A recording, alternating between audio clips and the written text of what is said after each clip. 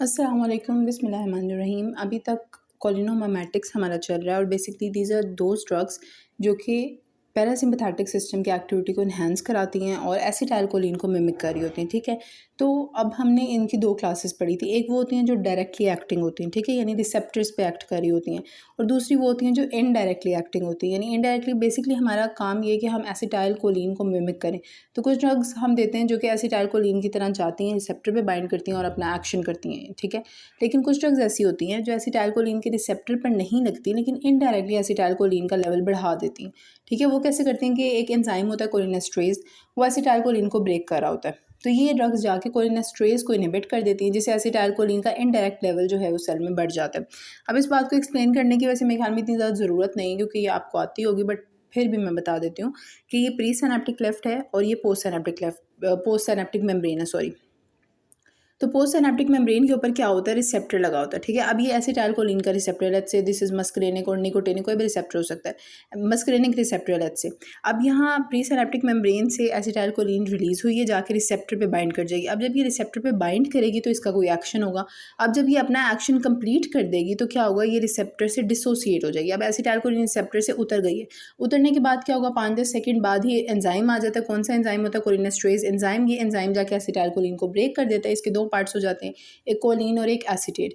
Colin part दोबारा से reuptake हो जाता है, ठीक है, वो दोबारा यूज़ कर लेते हैं, और एसीटेट को भी अलग तरीके से यूज़ कर लिया जाता है। सो this is the normal physiology. अब अगर हम कोई ऐसी ड्रग दे दें जो एंजाइम को इनहिबिट कर दे, तो एसिटाइलकोलिन क्लेफ्ट में रहेगी ज़्यादा देर तक, दोबारा से रिसेप्टर पे बाइंड करेगी, फिर डिसोसिएट करेगी, फिर रिसेप्टर पे बाइंड करेगी, तो उसका एक्शन प्रोलोंग हो जाएगा। तो ये इनडायरेक्ट कोलिनोमिमेटिक्स हैं कि बेसिकली हम कोलिनोमिमेटिक्स वाला काम करें, एसिटाइलकोलिन का लेवल बढ़ा रहे हैं इनडायरेक्टली। अब इसकी क्लासिफिकेशन की बात करें तो सबसे पहले तो एक एंजाइम है। अब एंजाइम को आप रिवर्सिबली भी ब्लॉक कर सकते हैं और इरिवर्सिबली भी इनहिबिट कर सकते हैं, तो उसी बेसिस पे हमने दो क्लासेस बना ली। एक वो जो रिवर्सिबल इनहिबिशन करती हैं कोलिनेस्ट्रेज एंजाइम की, और दूसरी वो जो इरिवर्सिबल होती हैं, ठीक है। तो रिवर्सिबल को फर्दर हमने 3 क्लासेस में डिवाइड किया हुआ है। नंबर 1 एल्कोहल्स, ठीक है, on the basis of their chemical structure. पहले तो रिवर्सिबल, इरिवर्सिबल के अंदर जो सिर्फ ऑर्गेनोफॉस्फेट्स आते हैं। ऑर्गेनोफॉस्फेट्स वो कंपाउंड्स होते हैं जो इसको बिल्कुल मुकम्मल तौर पर इनहिबिट कर देते हैं एंजाइम को, और ये काफ़ी ज़्यादा डेंजरस होते हैं, डेथ कोज कर सकते हैं, वॉर्स में यूज़ किए जाते हैं, पेस्टिसाइड्स, इस तरह की चीज़ों में ऑर्गेनोफॉस्फेट्स यूज़ करते हैं हम। और रिवर्सिबल इनहिबिटर्स की अगर हम बात करें जो कि क्लिनिकली हम यूज़ करते हैं, they are further classified on the basis of their chemical structure. तो वो कौन से होंगे, एल्कोहल, कार्बामेट्स और मिसलेनियस के अंदर कुछ ड्रग्स आती हैं जो कि अल्जाइमर्स को ट्रीट करने के लिए हम यूज़ करते हैं। सो बेसिकली पहले आप एल्कोहल और कार्बामेट्स को देखो, एल्कोहल और कार्बामेट्स। अब एल्कोहल का जो स्ट्रक्चर होता है ना, वो क्वाटर्नरी स्ट्रक्चर होता है, ठीक है। कार्बामेट्स को फर्दर हमने डिवाइड किया हुआ, कुछ टर्शरी अमीन्स होती हैं और कुछ क्वाटर्नरी मीन्स होते हैं। अभी टर्शरी क्वाटर्नरी इंपॉर्टेंट क्यों है, इंपॉर्टेंट इसलिए जो टर्शरी वाला स्ट्रक्चर है ना, टर्शरी अमीन्स वाला, वो ब्लड ब्रेन बैरियर को क्रॉस कर सकता है। तो जो उनसी ड्रग्स होंगी टर्शरी वाली, यानी कि टर्शरी अमीन्स होंगी, टर्शरी कार्बामेट्स होंगी, उनके जो इफेक्ट्स हैं वो सीएनएस में भी होंगे, ठीक है, वो ब्लड ब्रेन बैरियर को क्रॉस कर सकती हैं। वेयर जो क्वाटर्नरी अमीन्स हैं वो सीएनएस को ब्लड ब्रेन बैरियर को क्रॉस नहीं कर सकती, तो उनके जो ब्रेन के अंदर इफेक्ट्स हैं वो एज सच नहीं होंगे। तो जो अल्कोहल हम यूज़ करते हैं वो हम करते हैं एड्रोफोनियम, ये एक क्वाटर्नरी कंपाउंड है, तो इसका भी ऐसा सीएनएस में बहुत ज़्यादा कोई इफेक्ट नहीं होगा। तो अब मैं दोबारा से बताऊँ तो हम जो इनडायरेक्टली एक्टिंग कोलिनोमिमेटिक्स हैं, they are basically anti cholinesterase drugs. They are classified into reversible and irreversible, ठीक है। जो रिवर्सिबल है उनको फर्दर हमने डिवाइड किया हुआ है एल्कोहल्स में, कार्बामेट्स एंड मिसलेनियस, जो कि अल्जाइमर्स को ट्रीट करने के लिए हम यूज़ करते हैं। एल्कोहल एड्रोफोनियम है, ये ड्रग के नाम मैंने ब्लैक से लिखे हैं, एक मिनट। एल्कोहल क्या है हमारे पास, अल्कोहल इज़ एड्रोफोनियम, ठीक है। फिर उसके बाद कार्बामेट्स को मैंने आपको बताया कि अमोनियम वगैरह वाला स्ट्रक्चर होता है, कुछ टर्शरी मीन्स होते हैं, कुछ क्वाटर्नरी मीन्स होती हैं। टर्शरी के अंदर आ जाती है फाइसोस्टिगमीन, ठीक है, कुछ लोग फाइजो बोलते हैं, कुछ फाइसो बोलते हैं, आप जो मर्जी बोले। फाइजोस्टिगमीन आ जाती है, ये ब्लड ब्रेन बैरियर को क्रॉस कर सकती है। वेयर जो क्वाटर्नरी है उसके अंदर आएगी नियोस्टिगमीन, पायरिडोस्टिगमीन, ठीक हो गया। और फिर मिसलेनियस के अंदर ये 4 मैंने नाम याद लिखे हैं, आप अभी याद कर लें। अल्जाइमर्स की ट्रीटमेंट में हम ये यूज़ करते हैं, these are anti Alzheimer's drug. Alzheimer में बेसिकली होता क्या है कि उसके अंदर डोपामीन बहुत बढ़ जाता है और एसिटाइलकोलिन कम हो जाता है, तो ये वाली ड्रग्स हम देते हैं ताकि एसिटाइलकोलिन का लेवल बढ़ जाए, ठीक है। तो एंटी अल्जाइमर ड्रग के अंदर ये 4 नाम आपने याद करने, टेक्रीन, रिवास्टिगमिन, जिलेंटामिन एंड डोनेपिजिल। तो ये अभी आप रोक के वीडियो एक दफ़ा इनके नाम याद कर लें, फिर बाद में आपको बार बार याद नहीं करने पड़ेंगे। ऊपर जो अभी हम मेनली डिस्कस करेंगे वो कौन से करेंगे, एड्रोफोनियम, फाइसोस्टिगमिन, नियोस्टिगमिन एंड पायरिडोस्टिगमिन, ठीक हो गया। और ऑर्गेनोफॉस्फेट्स फिर आगे नेक्स्ट वीडियो में देखेंगे। तो ये अब ये बेसिकली एक ओवरव्यू था क्लासिफिकेशन का। आगे हम चलते हैं मैकेनिज्म ऑफ एक्शन। आपको बता चुके हैं इफेक्ट्स क्या होंगे इन सब ड्रग्स के। तो इफेक्ट्स हमें पता है, जो फिजियोलॉजिकल इफेक्ट्स होते हैं एसिटाइलकोलिन के, इनके सेम वही इफेक्ट्स होंगे। बस एक मैंने बात लिखी हुई है, नो इफेक्ट ऑन अनइनोवेटेड साइट्स। यानी नॉर्मली क्या होता है कि एसिटाइलकोलिन नॉर्मल बॉडी में अगर हम देखें ना, तो एसिटाइलकोलिन ब्लड वेसल्स तक नहीं जा रही होती। ब्लड वेसल्स पे एसिटाइलकोलिन का फिजियोलॉजिकल कोई एक्शन नहीं होता। लेकिन अगर हम वो वाली ड्रग्स दें जो, यानी कि ब्लड वेसल्स पे रिसेप्टर ज़रूर मौजूद होते हैं एसिटाइलकोलिन के लिए, लेकिन उनका एक्शन नहीं होता कोई भी, एसिटाइलकोलिन जाती नहीं है ब्लड वेसल्स तक, तो इसीलिए उनका एक्शन नहीं होता। लेकिन अगर हम बात करें वो वाली ड्रग्स जो पिछली हमने वीडियोस में पढ़ी, वो वाली उनका ब्लड वेसल्स पे काम हो रहा होता है। क्योंकि देखिए आपको मैं बताती हूँ, ये ब्लड वेसल है, इसके ऊपर रिसेप्टर तो लगा हुआ है ना। अब जो उनकी डायरेक्टली एक्टिंग है, लाइक पायलोकार्पिन का तो वैसे कोई एक्शन नहीं होता, लेकिन ऐसी मिसाल के तौर पर आपको बता रही हूँ जो डायरेक्टली एक्टिंग है, जिसने रिसेप्टर पर जाना है, वो तो यहाँ रिसेप्टर पर लगेगी, ब्लड वेसल पर काम करेगी। लेकिन हमारी बॉडी की जो एसिटाइलकोलिन है वो इस रिसेप्टर पर काम नहीं करती। These are known as uninnervated sites, यानी यहाँ रिसेप्टर है लेकिन यहाँ इनोवेशन नहीं होती। तो ये आपने बात याद रखनी है कि ये वाली जो इनडायरेक्टली एक्टिंग है, इनका ब्लड वेसल्स पे कोई खास रोल नहीं है, ठीक है। क्योंकि नॉर्मल एसिटाइलकोलिन नहीं जाती, इन्होंने तो नॉर्मल एसिटाइलकोलिन को ही बढ़ाना है ना। ये तो कोई ऐसा काम नहीं ना करें कि मतलब अपना अलग से इनका एक्शन है, इन्होंने तो बस एसिटाइलकोलिन का लेवल बढ़ा देना। तो इनके एक्शन में, इफेक्ट्स में आपने सिर्फ एक बात याद रखनी है कि मस्करेनिक, निकोटिनिक, जो नॉर्मल एसिटाइलकोलिन का काम है ना, इन्होंने सारा वो करना है, ब्लड वेसल्स पे इनका कोई एक्शन नहीं है। वेयर एज जो डायरेक्टली एक्टिंग हमने पिछली वीडियोस में पढ़ी थी, उनके अंदर क्या था, वो ब्लड वेसल्स में काम करती थी और करती क्या थी, वेजोडाइलेशन कराती थी, वो भी कोई इनडायरेक्ट मैकेनिज्म से। तो ये अगर आपको नहीं समझ आया तो ये आप पुरानी वीडियोज़ देखें, क्योंकि ये कोई इतनी खास वो बात नहीं है कि जो मैं रिपीट करूँ। अब हम ड्रग्स की तरफ जाते हैं। ड्रग्स मैंने आपको क्या बताई, मैंने बताया आपको इनडायरेक्टली रिवर्सिबल, इनडायरेक्टली एक्टिंग जो ड्रग्स हैं उनको रिवर्सिबल, इरिवर्सिबल में किया। अब रिवर्सिबल को अल्कोहल, कार्बामेट्स और मिसलिनियस हमने कर लिया। जो अल्कोहल थी उसकी पहली ड्रग थी एड्रोफोनियम, फिर उसके बाद कार्बामेट्स आ रही। तो अब हम एड्रोफोनियम से स्टार्ट करने लगे, फिर फाइसोस्टिगमिन करेंगे और फिर नियोस्टिगमिन, ठीक हो गया। तो अब एड्रोफोनियम को अगर आप देखो, एड्रोफोनियम स्ट्रक्चरली क्या है, ये एक अल्कोहल है और इसका ड्यूरेशन ऑफ एक्शन थोड़ा सा है, कितना है, कोई 5 to 10 मिनट्स, 5 to 15 मिनट्स इसका ड्यूरेशन ऑफ एक्शन। अब जो मायस्थीनिया ग्रेविस है ना, ये एक डिजीज़ है, उसकी डायग्नोसिस में हम एड्रोफोनियम का यूज़ करते हैं। अब इस बात का क्या मतलब है, पहले मायस्थीनिया ग्रेविस को रिवाइज कर लेते हैं। मायस्थीनिया ग्रेविस में होता क्या है, न्यूरोमस्कुलर जंक्शन का आपको पता होगा कि ये हमारे पास मसल है, ठीक है।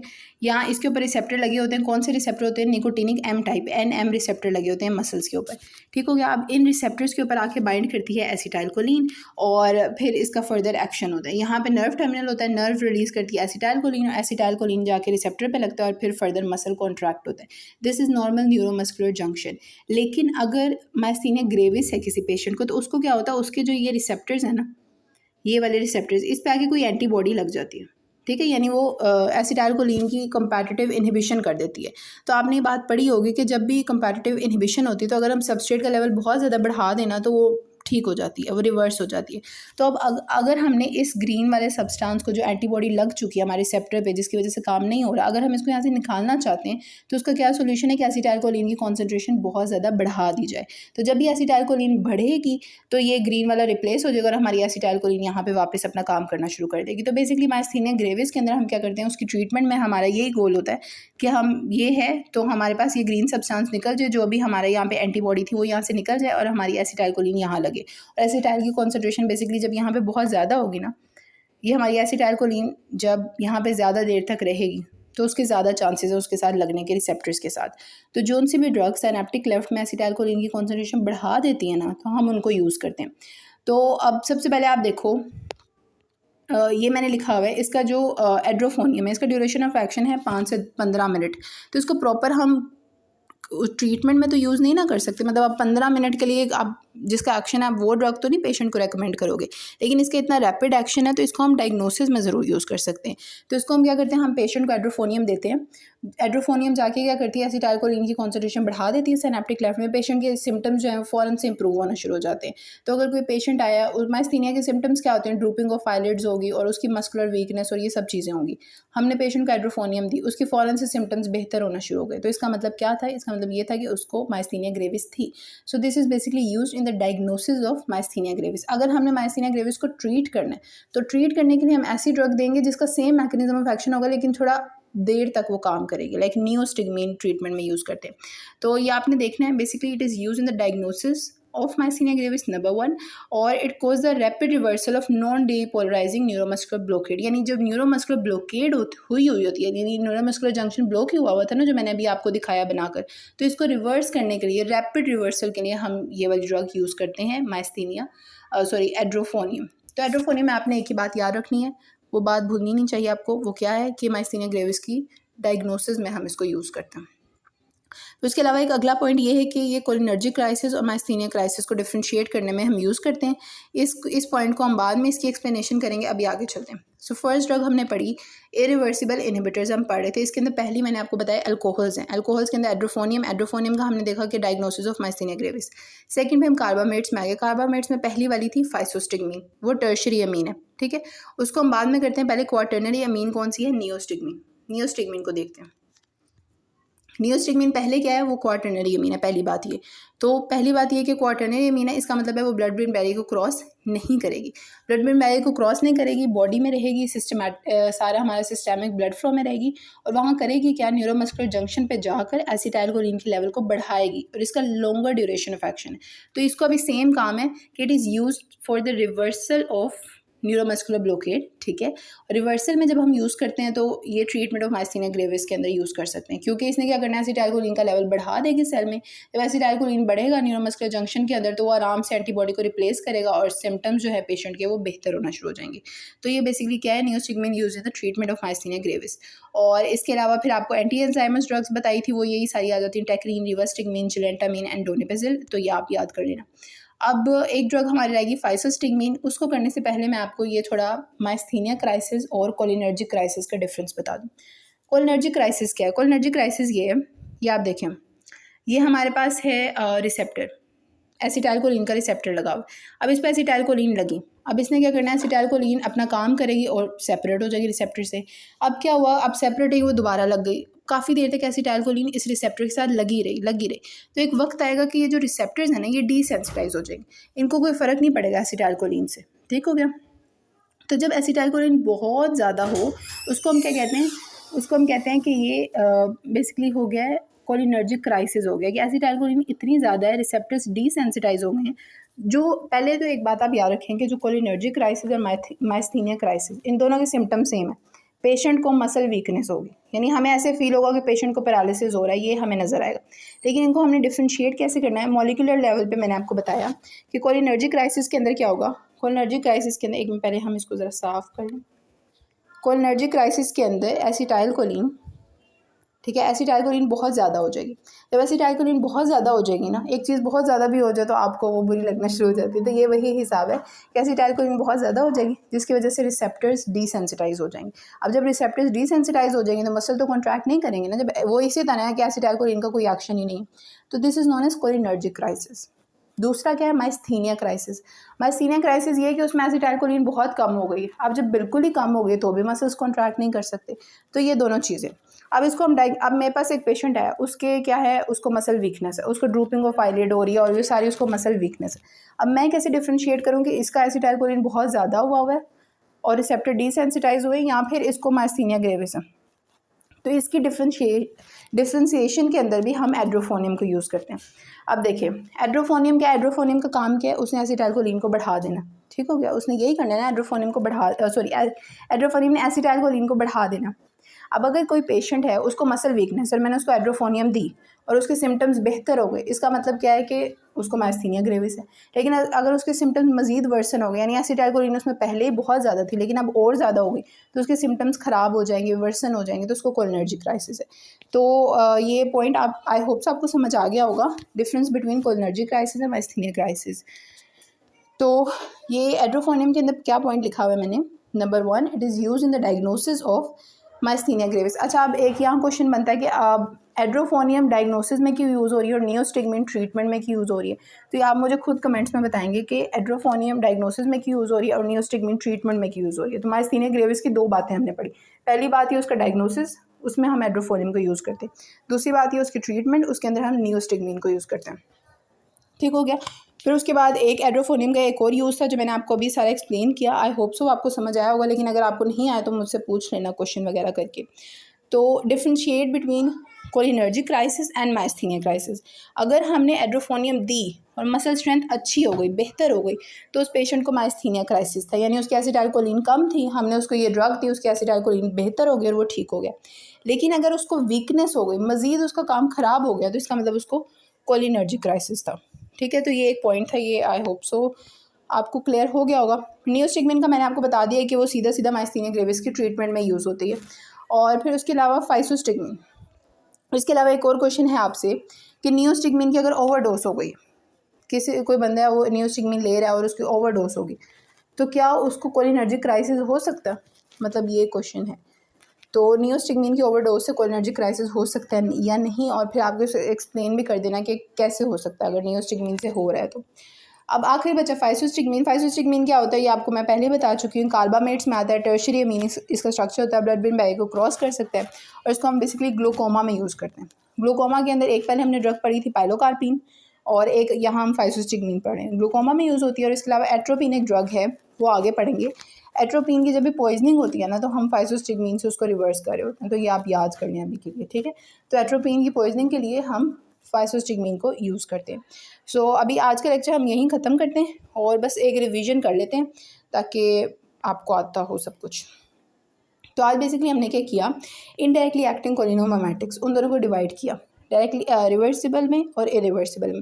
जो रिवर्सिबल थी उनको फर्दर हमने किया अल्कोहल, कार्बामेट्स एंड मिसलेनियस के अंदर। अल्कोहल के अंदर एड्रोफोनियम थी, कार्बामेट्स के अंदर फाइसो एंड नियोस्टिग्मिन वाली चीज़ें थी, मिसलेनियस के अंदर 4 ड्रग्स थी जो अल्जाइमर्स को ट्रीट करती थी। ठीक है, मैकेनिज्म ऑफ एक्शन, इफेक्ट्स वो सब आपको बता दिया। इफेक्ट्स में सारे आपने कहने के पैरासिम्पैथेटिक वाले इफेक्ट हैं, सिर्फ ये कि ब्लड वेसल्स पे इनका कोई एक्शन नहीं है। और यूजेस के अंदर एड्रोफोनियम के 2 यूजेस याद करने, पहला क्या है, it is use in the diagnosis of myasthenia gravis, पहला यूज़। दूसरा यूज़ इसका ये, it is use to differentiate between cholinergic crisis and myasthenia crisis. अगर किसी को कोलिनर्जिक क्राइसिस होगा तो उसकी मसल स्ट्रेंथ वीकन हो जाएगी, ठीक है, और अगर किसी को माइस्थीनिया क्राइसिस होगा तो उसकी मसल स्ट्रेंथ बेहतर हो जाएगी अगर हम ये उसे ड्रग देंगे। फिर उसके अलावा फाइसोस्टिग्मिन use in treatment of glaucoma and atropine reversal. Atropine की जब भी ओवर डोज होगी तो हम उसको फाइसोस्टिग्मिन दे देंगे, और ये फाइसोस्टिग्मिन ब्लड ब्रेन बैरियर को क्रॉस कर सकती है। Neostigmine, it is use in the treatment of myasthenia gravis, और मतलब ये इसका यही है। और उसके अलावा जो नियोस्टिग्मिन है उसकी जब पॉइजनिंग होती है तो इंसान को कोलिनर्जिक क्राइसिस हो जाता है। फिर आखिर में बताया आपको अल्जाइमर के लिए 4 ड्रग्स यूज़ की जा सकती हैं जो कि एसिटाइलकोलिन का लेवल बढ़ाएंगी। They are tacrine, rivastigmine, galantamine and donepezil. तो ये अब एक टेबल देख लेते हैं और फिर ये मैं ख़त्म कर दूँगी वीडियो। सो प्रॉपर्टीज़, इसके अंदर उसने सारा डायरेक्टली और इनडायरेक्टली एक्टिंग को उसने समराइज़ किया हुआ है। बथेनिकोल हमारे पास पोस्ट ऑपरेटिव और न्यूरोजेनिक आइलियस और यूरिनरी रिटेंशन में यूज़ होता है, ठीक है। Methacholine bronchial hyper activity. Pilocarpine को हम जीरोस्टोमिया और ग्लूकोमा के अंदर यूज़ करते हैं, ठीक है। बेसिकली इसका ताल्लुक ग्लैंड्स और आइज़ से होता है, ठीक है, जीरोस्टोमिया और ग्लूकोमा के अंदर। जो आज वाली सारी चीज़ें पढ़ी वो क्या थी, edrophonium use in the diagnosis of myasthenia gravis. Neostigmine और पायरिडो को हम यूज़ करते हैं बेसिकली कहाँ पे, माइस्थीनिया ग्रेविस की ट्रीटमेंट के अंदर। और इसके अलावा यूरिनरी रिटेंशन और आइलियस के अंदर भी इन दोनों को यूज़ किया जाता है, ये भी पॉइंट आप ऐड कर लेना। यूरिनरी रिटेंशन और आइलियस के अंदर भी यूज़ कर सकते हैं, प्लस माइस्थीनिया ग्रेविस के अंदर। फिर फाइसोस्टिग्मिन को हम यूज़ करते हैं ग्लूकोमा और एट्रोपिन ओवरडोज के अंदर, और फिर डोनिपेजिल और रिवर्स्टिग्मिन ये अल्जाइमर्स के अंदर यूज़ करते हैं। बाकी ऑर्गेनोफॉस्फेट्स की डिटेल हम बाद में करेंगे, अभी के लिए इतना काफ़ी।